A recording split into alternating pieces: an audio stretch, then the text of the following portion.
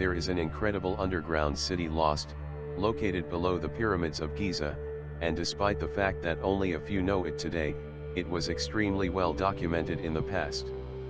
The mysterious plateau of Giza is even more amazing once you realize that the ancient city of Memphis, Giza, is full of underground passages, wells, a system of caverns and chambers that are supported on its walls, thousands of years of history together with innumerable artifacts.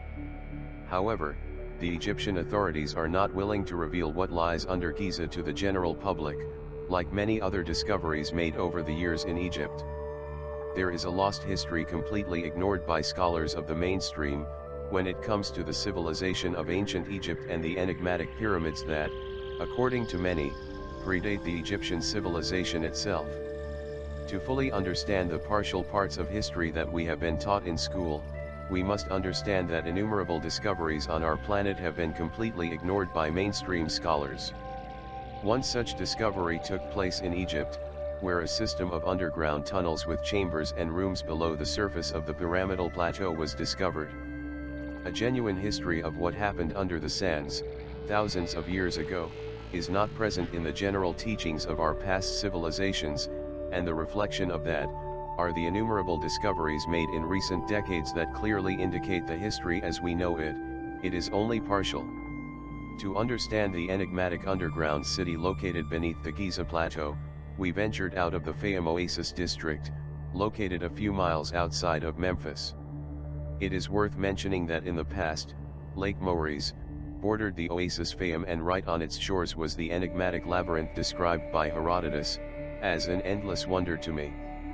It is said that the mysterious labyrinth is of an impressive size, contained up to 1,500 rooms and an equal amount of underground chambers, which the Greek philosopher did not have permission to inspect.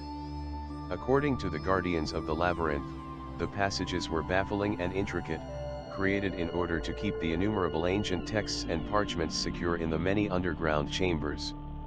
For the magicians.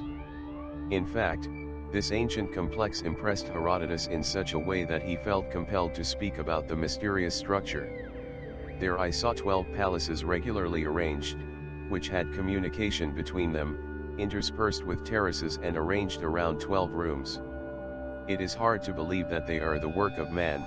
The walls are covered with carved figures, and each patio is exquisitely constructed of white marble and surrounded by columns.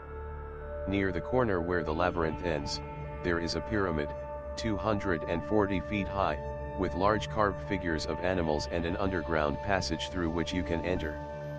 I was credibly told that the underground chambers and passages connected this pyramid with the pyramids of Memphis, Giza.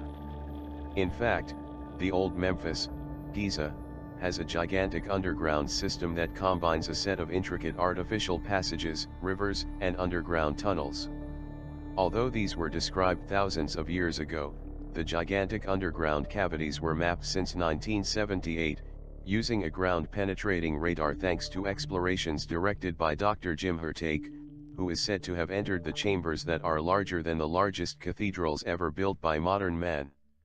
However, in addition to the above, he also spoke of the gigantic underground metropolis located below the Giza Plateau, which is said to be at least 15,000 years old. Interestingly, there are numerous ancient authors who supported Herodotus' record of underground passages connecting the main pyramids. It is important to mention that Iamblichus, also known as Iamblichus Chalcidensis, or Iamblich of Apamea, a Syrian Neoplatonist philosopher, who recorded information about an entrance through the body of the Sphinx that leads into the Great Pyramid of Giza. This entrance, obstructed in our days by sand and garbage, can still be traced between the front legs of the Sphinx. Formerly it was closed by a bronze door, whose secret source could only be operated by the Magi. He was protected from the public, and a kind of religious fear maintained his inviolability, better than armed protection would have done. In the belly of the Sphinx the galleries that lead to the underground part of the Great Pyramid were cut.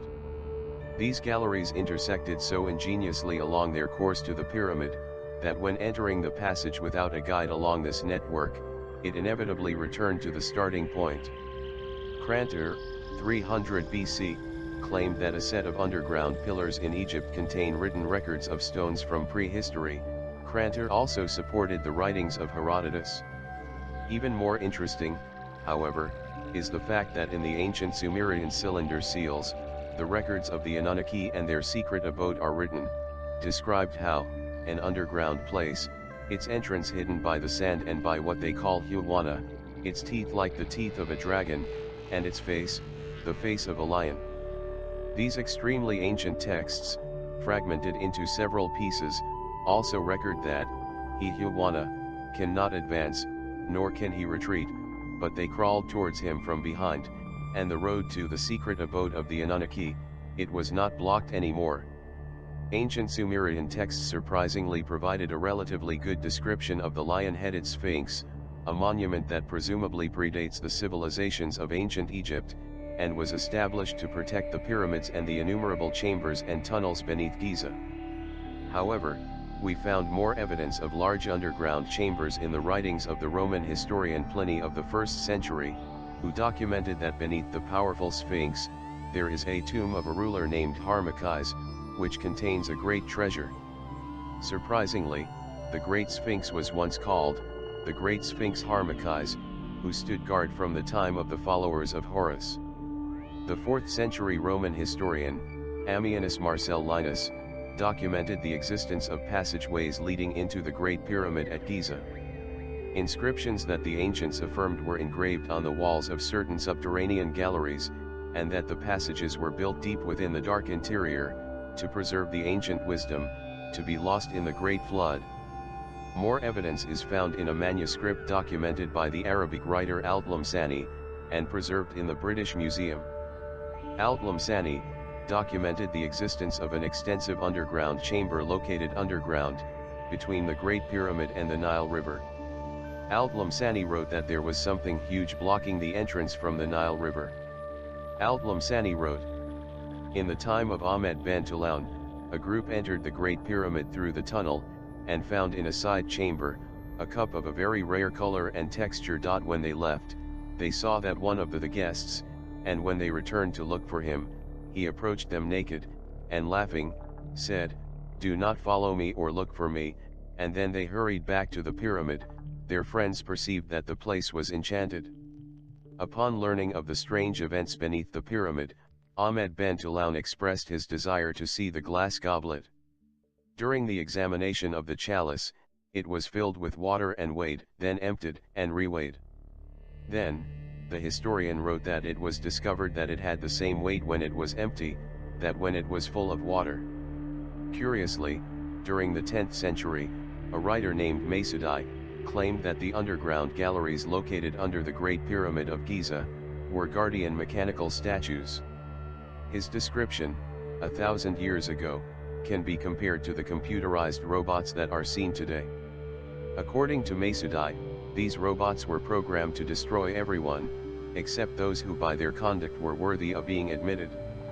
He wrote, "Written narrations of wisdom and acquisitions in the different arts and sciences, were deeply hidden, which could remain as records for the benefit of those who could later understand them." Masudi confessed, "I have seen things that one does not describe for fear of making people doubt intelligence, but I have still seen them." According to Herodotus, the ancient Egyptian priests spoke of a long tradition of the creation of underground chambers, by the original builders of ancient Memphis. Interestingly, these stories were confirmed when large cavities were discovered during a survey conducted in Giza in 1993. The reports that support the existence of large cameras were documented by a newspaper report called Mystery Tunnel in Sphinx. The workers who repair the Sphinx have discovered an ancient passage that leads into the mysterious monument. The head of antiquities in Giza, Mr. Zahi Hawass, said there was no doubt that the tunnel was very old. However, the disconcerting thing is, who built the passage? And why? Besides, where does it lead?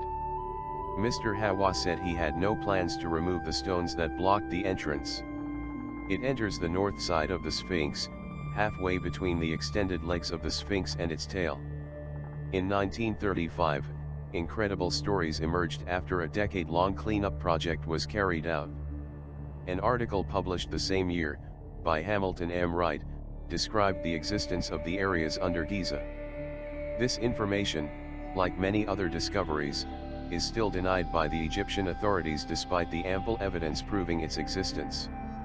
The article read: "We have discovered a tunnel used by the ancient Egyptians 5,000 years ago, passing under the road that leads between the second pyramid and the Sphinx. The tunnel passes under the roadway of the Pyramid of Cheops, to the Pyramid of Khephren. From this tunnel, we have unearthed a series of wells that lead to courtyards and side chambers. The existence of the vast underground chambers of Giza is well documented, even though some people around the world know of its existence.